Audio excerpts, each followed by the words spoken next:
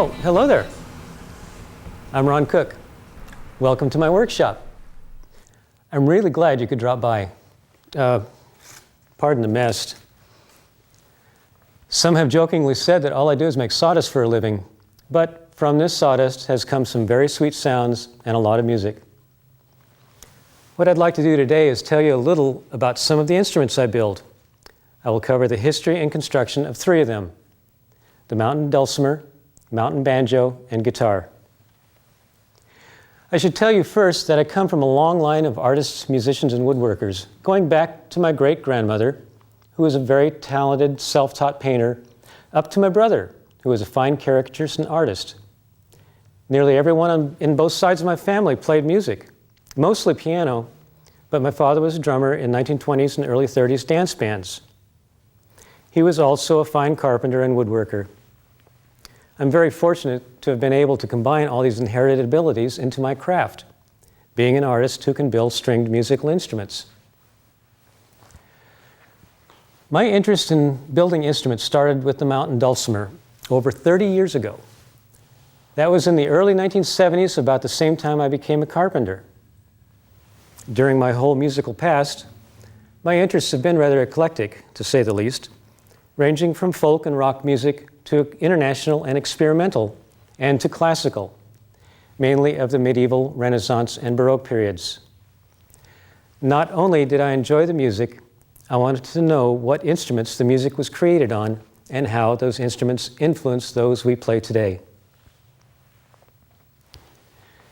Because of my varied interests, I've been working on several different types of instruments, like some of these behind me. I mainly build and sell early American and early European instruments. The early American, like the dulcimers, banjos, and guitars I make, date from the 18th through the 20th centuries. Some of their European ancestors that I build date back as far as the 6th century, like these. These 2 instruments are examples of those very early European instruments.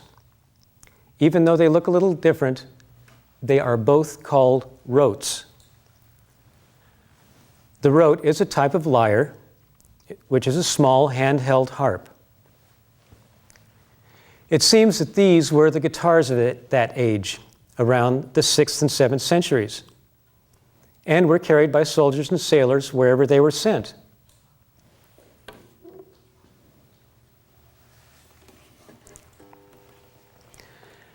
This one is called a Germanic rote.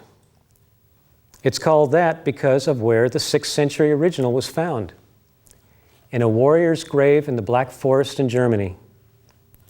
It was cut and hollowed out of a single piece of oak, with a soundboard of thin oak pinned with wooden pegs and caulked with pitch, just like they used to caulk and seal ships. I should.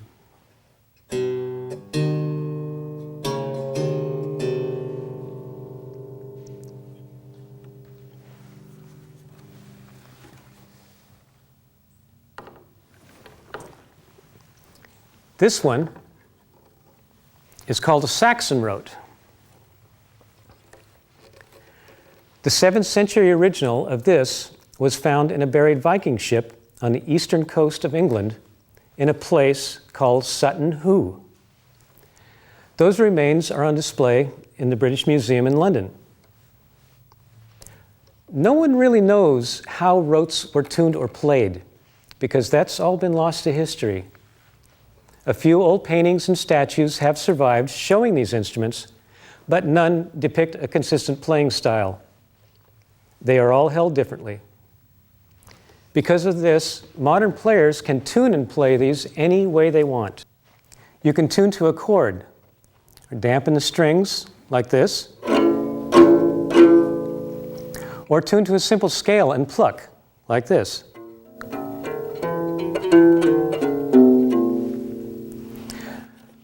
I was able to play Away in a Manger on the Saxon rote for my Folk Art Christmas CD that I recorded last year.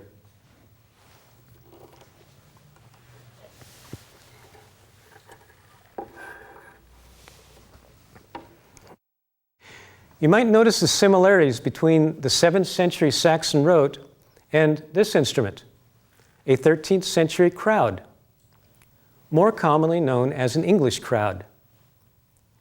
The shape is the same, albeit it's a little shorter, but this has a fingerboard and is bowed in a way similar to a violin. The early Nordic influence is there in the shape, but the bowing influence more than likely came from the Middle East, probably brought back by Crusaders. Now, I mention these instruments because they are the ancestors of the many types of stringed instruments that were later developed in Northern Europe, especially those called board zithers, which include the ancestors to our mountain dulcimer.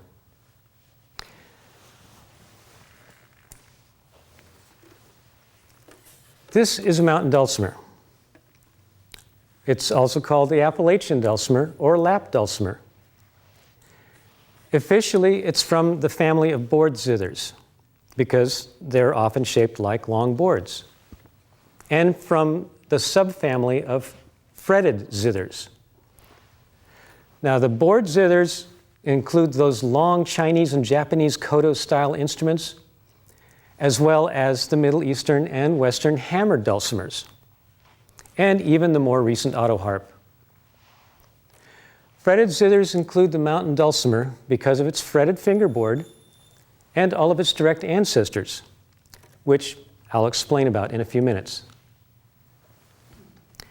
Now, I played a mountain dulcimer for the first time in 1965. This was a time when both traditional and contemporary folk songs reached their heights of popularity with us young college-age baby boomers. Back then, there were two performers who inspired me, Gene Ritchie and Richard Farina. Gene Ritchie sang beautiful old ballads and country songs, many of English, Scottish, and Irish origin, and accompanied herself on her dulcimer. Richard Farina was a singer-songwriter who played his dulcimer along with his guitar-playing wife, Mimi Farina. They played contemporary songs in the folk music style of love, life, and protest. Now, the history of the mountain dulcimer has been rather difficult to research, since it's mostly oral history. It is known that the present shapes and tunings developed in the mid-19th century, but it is not known who invented them. It appears to have been a musical evolutionary change that happened simultaneously in several ethnic communities, from the farms in the Carolinas to the coal mines in Pennsylvania. Immigrants to the United States who came from Germany, France, Holland, Norway, and Sweden all brought the memory of their culture's instruments and music with them. The oldest known dulcimer ancestor is a fretted zither from Germany called a Scheitholt. This was pictured and described in the Syntagma Musicum by Michael Praetorius in 1620.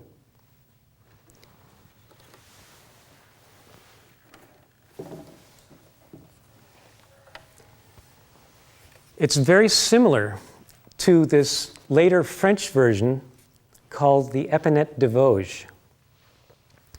But where this épinette is around 24 inches long, the German Scheitholt was around 30 to 36 inches long. Now, the Épinette de Vosges is from the Vosges mountain region of eastern France and dates back to the 1700s. The name means literally pines of the Vosges. The pines are the trees the instruments were made from.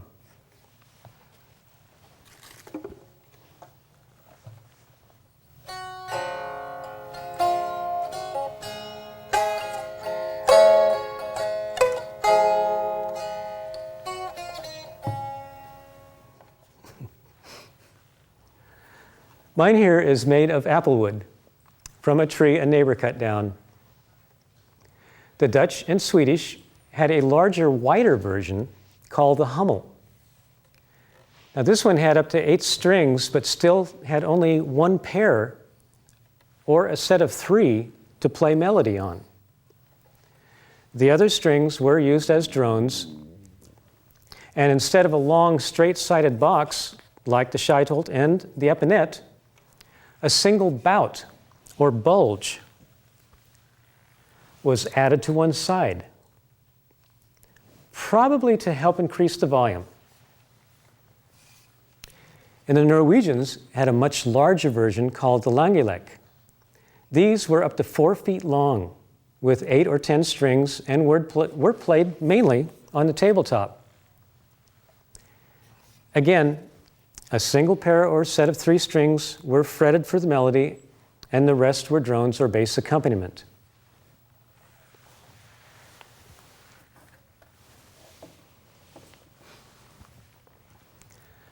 Now, all these European instruments played a part in the development of the mountain dulcimer. Now, as immigrants settled in the Appalachian mountain regions from Pennsylvania to the Carolinas, they began to influence each other.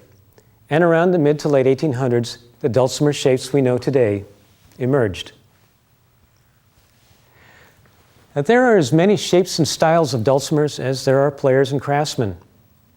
The first mountain dulcimers were rectangular, large, box-shaped versions of the Scheitelt and Epinette de Vosges. By the middle of the 19th century, other builders, using any materials that were available to them, crafted instruments of many shapes and sizes, including diamond and oval shapes. In the second half of the 19th century, the more traditional teardrop and the hourglass shapes emerged. Now, I built my first dulcimer in 1973 because I hadn't yet learned how to steam bend wood, nor know where to get dimensioned wood. I built a coffin-shaped instrument out of spruce and mahogany veneers from a local lumber yard. And I put on tuning gears and fret wires salvaged from an old broken guitar I picked up at a flea market. And this is it. It isn't that big, as you can see, but it turned out that because of the very thin wood, it had a pretty good tone. And it still does.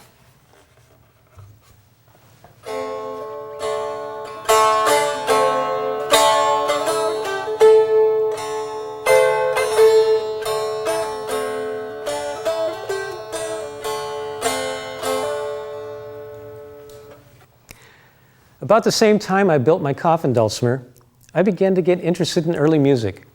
I spent a lot of time in libraries and frequented a lot of specialty bookstores learning all I could about folk instruments through the ages. One thing that intrigued me was the head carvings on medieval, Renaissance, and Baroque European stringed instruments.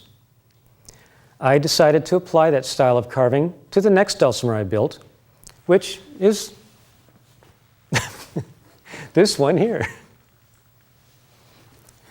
And I've been doing that ever since. Ever since I started doing these carvings, as many people have purchased my dulcimers for their sculptural and artistic value, as well as musical. Now, I did my first carvings completely with small chisels, files, and a lot of sandpaper. Now, I've now developed a technique where I do the main carving with a small handheld electric rotary carver, then do the fine work with tiny files and still a lot of sandpaper. I'm always making sawdust.